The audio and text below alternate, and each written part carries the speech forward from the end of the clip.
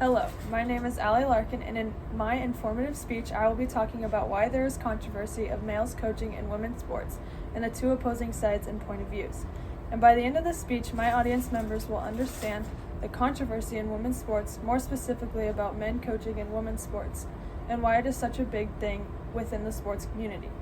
And as someone who has played in the sport of both men and women coaches, I have been exposed to both sides of this argument, and I understand the difference of coaching styles from both male and female coaches. In this speech, I want to cover both sides of this argument and be able to inform you of all of the research done on it. And I want to be able to expose deeper into why this is such a big deal in the sports community. According to NCAA Title IX report, men have gained many opportunities to coach female student athletes, with men coaching 58.7% of women's teams and with only 5.8% of women coaching in men's sports. So why is that? My first main point is why some people think men should not be able to coach in women's sports. With most coaching staff being men in certain scenarios, women are put into micro competitions. This is where women coaches have to stand their ground and gain respect within the sports industry. Another reason is that the abuse within men coaching women's sports is reoccurring. In June 2021, a head basketball coach was reported for abuse against former players and even his own coaching staff. He was one of the top-rated coaches in women's basketball, but nothing was followed up after these accusations. And according to ESPN, 4 different coaches had been fired in the case of sexual misconduct and verbal abuse. Now let's dive deeper into this other side of this controversy, why it is okay for men to coach in women's sports. Women used to hold up to 90% of head coaching positions prior to Title IX. When Title IX came about, it ended up forcing universities to provide equal funding for men and women sports coaching and players. This brought men into coaching since they are more interested with the equal pay. Men and women's sports are vastly different, with one difference being the level of playing. Men tend to be at a higher level, and so many women want someone who can get them to that level, needing insight from a male coach.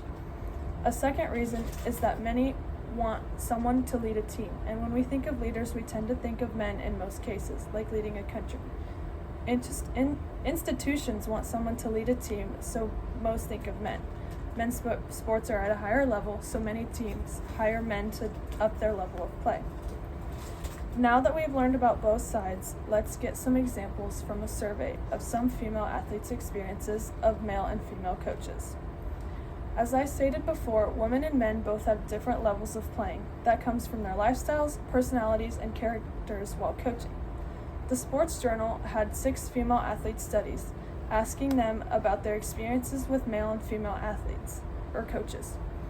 One athlete said communication was a huge difference between the coaches, stating that her male coach didn't communicate as well as her female coach did, saying that the male would talk more to the starters and what they can work on, while her female coach talked about the team more as a whole, including everyone on the team.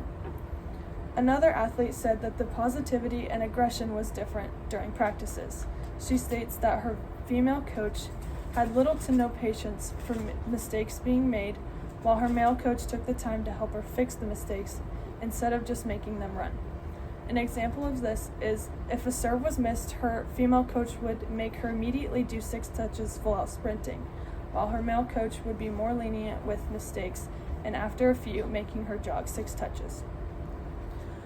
I hope this speech exposed you to the controversy of this topic and gave you a better understanding on why both sides have their opinions about men coaching in women's sports. I have had both male and female coaches within my time of playing sports and have been exposed to this controversy at a young age. And I have equally loved all of my coaches, both male and female, and would not be able to pick a side in this argument. Thank you. Damn, see, I'm